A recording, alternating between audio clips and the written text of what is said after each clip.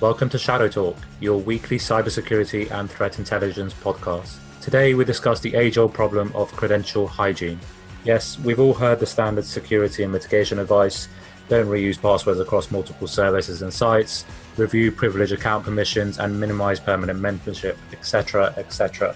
But why then do organizations still struggle with good credential hygiene? We'll cover the ways in which attackers steal and take advantage of credentials, what most companies are getting wrong, and the steps you can take to improve your overall credential hygiene practices.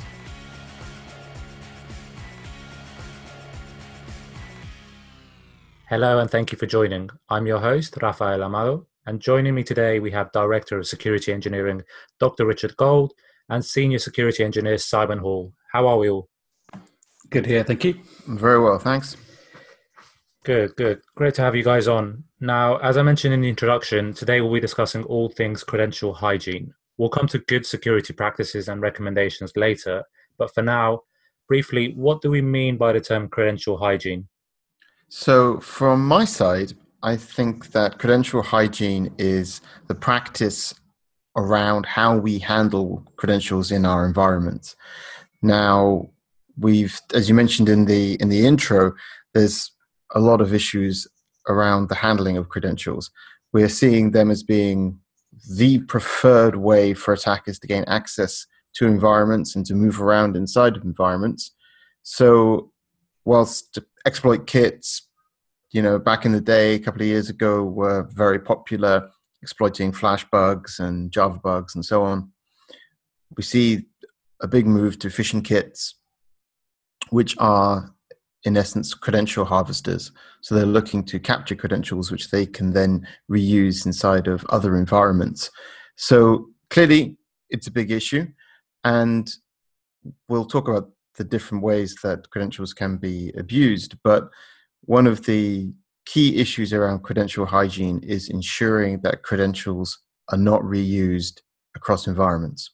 Now, you don't have to look hard through weekly cybersecurity stories to see an instance where credential stealing, credential reuse, or poor password practices have contributed heavily to a successful attack. I mean, if we just look this week, we learned about the Middle Eastern state-sponsored advanced persistent threat group COBOL Dickens, who've targeted universities across the world. And what they've done is they've used spoof login pages designed to harvest credentials. These phishing pages are then designed to emulate online library portals. They redirect victims to a legitimate website once their credentials are entered. And then from here, you can steal intellectual property, steal academic resources, as well as access mailboxes from university staff and students. Now, as you touched on, Richard, phishing is just one of many methods attackers will use to steal or obtain credentials. On top of this, you have password stealing malware, like you said.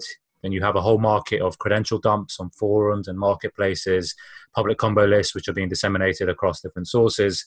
And these are usually obtained from breaches. And then you've got big historic ones like LinkedIn, MySpace, Adobe, Yahoo, and then smaller ones as well. And these are all aggregated. So credential pairs are out there and they're very easily available for anyone who wants them.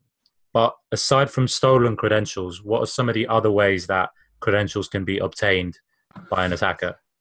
So the main ways that we also see out there are default credentials in software and services. And these have been used by malware like Mirai, which went after embedded devices which had default credentials. And most cases, these default credentials are not changed. People are either unaware that they're defaults or are not aware of the risks involved with these. And the thing is that with default credentials is that once they're out in the wild and there are websites which list default credentials for various devices like routers and so on, then anyone can use them and gains you immediate access. Weak credentials are, of course, another issue. And these are credentials which can be brute forced in certain cases. So some websites, some other services like FTP, for example, may not have effective brute force prevention like rate limiting. So many well-known services on the net, if you try multiple passwords which are incorrect, it will eventually rate limit you down to a level that it just takes you very, very long to complete the login process. So in cases where there are systems which don't have this kind of brute force protection, without this rate limiting, then it's very easy for attackers to take word lists of known passwords. As you mentioned, there's lots of breach data out there with passwords which are available, and then use these to gain access to an environment, because people, unfortunately, are predictable and can typically use poor password choices, which is why we often recommend the usage of a password manager and generating strong random passwords for each account. We also saw, for example, on the Sony Pictures Entertainment hack, that the malware that was used to move around the environment had a word list for common passwords, and it used those to gain access to other machines inside a particular environment.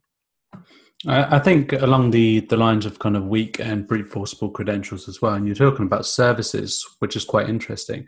In the last couple of weeks, we've seen the OpenSSH username enumeration issue, which is quite interesting when it comes down to the brute forcing. So, I mean, most modern operating systems and services that are using OpenSSH will have like the SSH guard, which will block IP addresses after X amount of incorrect tries. But some of the older devices that are still vulnerable to this issue, and some with even misconfigurations or loose configurations, are now a whole lot easier to brute force the passwords, because if you've got a big enough username list, or some usernames within the organization, or default usernames for a particular device, then it's a whole lot easier to start brute forcing these SSH services if they're just using password-based credentials. Yeah, that's a really good point. It's interesting, isn't it, that the username is generally not considered to be sensitive, so that when we talk about single factor, second factor, multi-factor authentication, the second factor is then some additional piece of information like a random code or UTF or something like this, whereas the username is never considered as a factor. And then with this username enumeration, you can actually, that was actually a really big help for attackers, because you don't often know what usernames are in use in a particular environment when you're attacking it. So being able to reliably discover this, that's pretty cool. Yeah, I mean, not just that. I mean, the ability to identify actual vendors of the devices as well. So if you've got a big list of default usernames used by certain devices out there, you're able to spray them across someone's infrastructure, and you can potentially start identifying particular vendors if they haven't got banners in the SSH or Telnet or whatever else out there. You can actually pinpoint some of these device manufacturers through the users that are on the box as well, which is pretty interesting. Yeah, that's really cool. Another thing to think about in the brute forcing space is how are passwords stored by a particular service. So we've seen that with the breaches, that people have gotten into an environment, dumped some username, password database, pulled it out, and then people get to crack the passwords. Now, depending on how the passwords are stored, this can be more easy or more difficult. So typically passwords are stored in a hashed format. That's a cryptographically secure one-way function. Now, some of these are stronger than others. So SHA-1 or MD5, they're pretty easy for a computer to test, especially if you have a powerful GPU or a set of GPUs. Tools like Hashcat make this go really quickly. Now, as this has been a known problem for a while, many hashing algorithms add salt. And a salt is a piece of information that's specific to each hash. So you have the hash, and then you have an additional salt. So in order to recover the password, you have to have both pieces of information. So that again makes it harder. And then you have hashing functions, which are quite modern and designed for secure password storage, such as scrypt and bcrypt, where they are very hard for computers to brute force. So in general, looking at how your passwords are stored in an environment or how passwords are stored in a breach can give you a feel for how seriously security is being considered in a particular environment. Yeah, definitely. I find the whole salting thing quite interesting with a lot of these services, because it's quite often you actually find in the breach data, the salt is generally just another line within the same row. And I mean, that happens with a lot of authentication mechanisms as well. But quite often you'll find the username is actually the salt for the hash, Right. the password, which is pretty hysterical, really, when it comes down to it. I mean, there's been some pretty big breaches where that has just been the case. It's just a case of iterating through the information you have to find the current salt. But it's another step to increase that time to attack, really. But it's pretty interesting. And I think when we look at the credential hygiene as well, I mean, we're not just, as you say, looking at passwords. You can also take in private keys, for instance, on some services. Again, a lot of devices out there have had issues where they've had hard-coded private keys for like SSH, for instance. So this is also a credential hygiene issue where you've taken on a new device on board, but you haven't actually regenerated the keys for that, and you're using a default key which all of these devices around the world are using, and anyone can actually access that particular system for using a private key from someone else's device. Yeah, that's a really good point. And if we move on then to stolen credentials, there are, as we mentioned, different ways of doing this. We've seen Pony and other credential stealing malware which affect end users. When they get onto a box, they pull all the passwords out of the browser, out of the SSH clients or FTP clients or other software that's installed. So that's very, very scary for a user. And we've seen cases where people have had their entire digital life ripped out of their browser by Pony and others. And then the sort of main one for the more advanced intrusions are things like Active Directory passwords, especially, of course, admin passwords, local admin, domain admin, and so on. And we've seen this, for example, with Nan Petra. I think this was a really interesting example. Now, with Nan Petra, it used a variety of techniques to move laterally inside of an organization once it got in. And it used the Eternal Blue exploit, which was from the Shadow Brokers League. And that had been known and a patch available for quite a while. So by the time that Nan Petra broke, this patch had already been out. Now, the thing is that patching, as we know, is very difficult, especially if you have large, complex, heterogeneous environments. And Nan Petra was very aggressive about scanning once it got inside. So all it took was one box that was vulnerable to Eternal Blue, had not been patched or could not be patched or something like this, and Nan Petra would be successful. Now, once it got onto a box, it would use Mimikatz to dump the credentials and then replay those credentials across the environment. And that's really where credential hygiene is key. If the passwords are reused all over an environment, then something like Nan Petra just have a field day and be able to get everywhere inside an environment because of that credential reuse. And this is a big problem within Windows environments in general. Even the largest of organizations tend to have a lot of reuse with local administrator passwords, for instance. A lot of organizations now segmenting the networks, which will hopefully prevent some of this lateral movement between devices, even if the same password is used, so blocking SMB and so forth. But it's still a concern that there are a lot of organizations out there that do reuse local administrator credentials. Yeah, it's absolutely an issue. And then also we have social engineering attacks. So these kind of phishing kits, phishing sites that we mentioned before, this is also a very, very popular go-to attack technique these days. And credentials are so great. And it's like physical security. Why pick the lock when you can find the key? Exploits are messy. They are unreliable.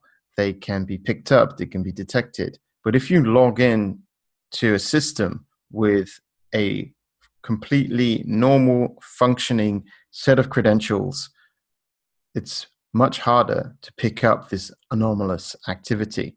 So people grabbing Office 365 credentials, Dropbox, and other web services, this is something which is very, very popular these days. And also another reason why second factor is very important. Even if an attacker gets hold of your credentials, they can't gain access to the environment without that second factor. Yeah, I think the second factor or the two-factor auth stuff is quite interesting. I mean, only this week we've been playing around with that, haven't we? Around the inception of TwoFA tokens, Right. which is quite fun. But as we say, it is defense in depth. Every piece of every layer of defense in depth, every layer of security you add is going to increase attackers' cost. So, not reusing passwords across important accounts, storing passwords effectively, proper key generation, segmenting networks, two-factor authentication. These will all be very familiar to most of our listeners, I hope, and to most organizations. But why is it still that organizations still struggle implementing these concepts? Why is poor credential hygiene still such a big issue? To be honest, I mean, from my point of view, there still isn't a lot in the way of tooling for organizations, especially in larger organizations where they've got a lot of devices and cross-platforms as well. So you've got Macs, you've got Linux devices, you've got Windows devices. It's difficult to actually have a one-stop solution that will help you store and maintain passwords across the whole organization. And I think we've touched on this previously with the LAPS, which is the Microsoft Local Administrator Password Service. Yeah, password solution, maybe? Password solution. Something like that. Yeah, so, I mean, this is a pretty decent solution, and I think one of the only ones out there really which takes care of Windows organizations. So this is giving you the ability to randomly generate local administrator passwords for each of your devices within the organization. And then it stores those on your AD. It's a really good solution and it solves some of the problems. It has its own issues though, complications of installation and maintenance, but also that kind of additional cost where users have to have access to administrator passwords for certain activities on the systems. So, it increases the whole help desk role issues and stuff like this. But it is a great solution. But again, there aren't many other solutions that will help with the Windows deployment on this. And then when it comes to Mac and Linux as well, if you've got a mixed bag organization, it becomes really difficult to do that. Yeah, I think the thing is also with LAPS is that it can be quite fiddly. I think it's additional work for organizations to implement. And so also, always gets deprioritized. I think though it's also the only solution which is approved by Microsoft itself. So that's also a big win for organizations who are reliant on Microsoft for these kind of systems. I mean, there are password vaults for secure credential handling, but these again are also, they're difficult to use. They're probably quite expensive for many organizations. So I think the issues are still, as Simon mentioned, there are small changes. Password managers are more available and more user-friendly and more usable now than they have been in the past. They still have issues, but they're also a very significant step in the right direction. So it does allow individuals to have strong, unique passwords per website, and that the usability impact is minimal. So that's something which I think is really worth paying attention to. Now, of course, there's always risks associated with that. Cloud-based password managers are, of course, an attractive target for adversaries. There's been issues with these systems being targeted in the past. But for most people, most situations, they provide a significant increase in security versus credential reuse that we've seen before. And you ask, why do people have problems still? Because it's hard. Because trying to remember a unique password or a random password for each website is impossible without some additional tooling. And so people tend to use things which are memorable for them, which tend to be easy for attackers to take advantage of. Yeah, I mean, and this, I guess, comes back to the NCSC guidance as well around the regular password exploration stuff, and where they recommend that this doesn't get enforced because people are more likely to choose a bad password if they have to constantly keep entering new ones. And especially when... That's a really good point. I think this is something which makes a lot of sense. And also, being part of GCHQ, these guys have probably got some experience from the offensive side, which they've put into this guidance. And I think it makes sense for situations where you can enforce through the password complexity requirements, really strong passwords. unless you have a reason to believe that they're compromised, in which case, of course, you have to change them. Yeah. I don't know. It's something that's I've always battled with, this particular one, because part of me, I agree with it. I know that people are going to make bad password choices if they have to re-enter it, especially if it's pretty complex. But in the same case, like if you're not having to change your password and it does get exposed somehow, then someone has that password and they're able to reuse it. And, there are guidances, the best ones against, your Active Directory password, your domain password, for instance, for a user, not reusing that outside the organization. But people do. And if they're not being enforced to change that password, you'll probably end up with them using it on multiple services external to the organization as well. But again, it comes down to education, I guess, for the user. I think another point with this is that the Active Directory password should also, in my opinion, not be something which can ever be used remotely. So things like RDP or OWA, I think, are pretty much a no-go unless they're really locked down, because you just don't want people, sending these kind of passwords over the network because they have so much value. Yeah, I guess with the OWA stuff, luckily a lot of organizations are now changing that and they're going more towards the Office 365 approach, which is a lot better.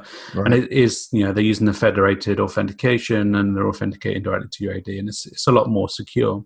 And I think, as we say, Microsoft are making a lot of great steps towards increasing the attacker cost and also preventing weak passwords throughout the organization. Like the more recent thing that they've done with the Azure Active Directory, the dynamically banned passwords, which I find is really interesting. And you can use UTF now as well with Azure. Right, yeah. And the dynamically banned password stuff I find really interesting because you can give them custom password lists for the Active Directory users to ban from people using, but they also automatically search for breach data as well, and then they're, I guess, cracking the passwords from these and creating their own password lists, and they're using those as ban lists for anyone on the Azure-based Active Directory. So if you try and create an account with a password that was in LinkedIn breach or was in Dropbox breach or whatever else, it won't allow you to use this password, which is really cool because, as we say, credential stuffing is a real big issue, especially when you look at like the exploit IN leak data and the anti-combo list, I think it is, and there's sort of like 1.4 billion entries. That's a lot of password data. So if they're making this step to ban those through use in your organization, even complex ones are in those lists, it's a really good thing. Okay, so we know what poor hygiene looks like. We know what attackers can achieve armed with credentials. What then are the top things our listeners should be doing to clean up their act when it comes to credentials? For me, I think it's one of those things, educating users, and this is on how to create strong passwords or giving them the option of storing passwords in a good password management solution, which is across the whole organization, but also giving them education not to reuse those credentials that they use for their internal authentication on external services as well, because we see breaches constantly happening, and so when this breach data gets out there, if you're not refreshing your passwords internally, you're now exposed to password that you may be using in your organization. Yeah, I think as well that checking to see if passwords have been in breach data already is a really nice check to do. I think as well, it's worth keeping in mind that Active Directory is not the only place where passwords are stored in most environments. There'll be Linux environments, Mac environments, there'll be services like the administration panels for network devices, all these kinds of things where there are many places where passwords can be used, where credentials can be used. And ensuring that credential hygiene is applied consistently is, of course, very, very difficult. I don't want to make light of that. That's a serious challenge. But as Simon mentioned, this education piece around, well, if there are credentials there, can we handle them in a good way, and ensuring that even things like network devices, that if it has default creds, and of course they have to be changed. We all know admin, as a classic to get you in, most places. So, Tomcat. You're right. So making sure that if there are default passwords, that they do get changed. Again, anything to increase the attacker costs to make sure that they have to work. That's the goal. And it goes without saying, I think a lot of those practices, while roll it out to your whole company, to all your employees, shouldn't forget about third parties, contractors. I think those people often get missed when organizations are trying to protect themselves and fix up on these type of things. So, and also the employees of the organization. I think that an important thing is that organizations encourage their own employees to adopt good security practices for their own private services and systems and everything that they use, and to give them tools to do that, because we've seen many attackers go after employees' personal accounts like email and so on, and then use that access to pivot into the corporate environment. Exactly. So you are protecting your organization by protecting your employees' private lives and giving them the tools and the education to do that. I'm a big believer in that. And that's even more of a risk now with the popularity of bring your own devices to work as well. Right. Yeah. For sure. If you bring in a device in and there's no segregation and that device ends up on your corporate network or on your corporate Wi-Fi, it's a real concern. But we've all seen like government officials and contractors who have forwarded on their corporate emails from their employee accounts through to their personal Gmail.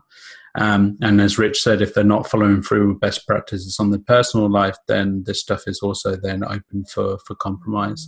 And it's a real concern. Okay, great. For more research from Richard, from Simon, and the rest of the Digital Shadows team, visit resources.digitalshadows.com. Now, to finish up, let's have some closing comments from each of you. Richard, what's your takeaway this week? I would say that it's important for individuals to have strong, unique passwords per website that they use so that the impact of a compromise is limited. This compartmentalization is a really crucial part of keeping yourself secure. And then this is a good practice that you can also use in an organization, for an organization to keep itself and its employees secure. For me, I'd say use multi-factor authentication wherever you can. Not every service supports it, but more and more services these days are adopting it. So if it's available, use it. There are a lot of things out there about SMS interception and just token inception in general, but it's an additional layer which should be supported. Great. Thank you very much, guys. I'd like to thank my guests, Richard and Simon. You've been great as always. Listeners, I hope you found that as interesting as I did. And thank you very much. Have a great week.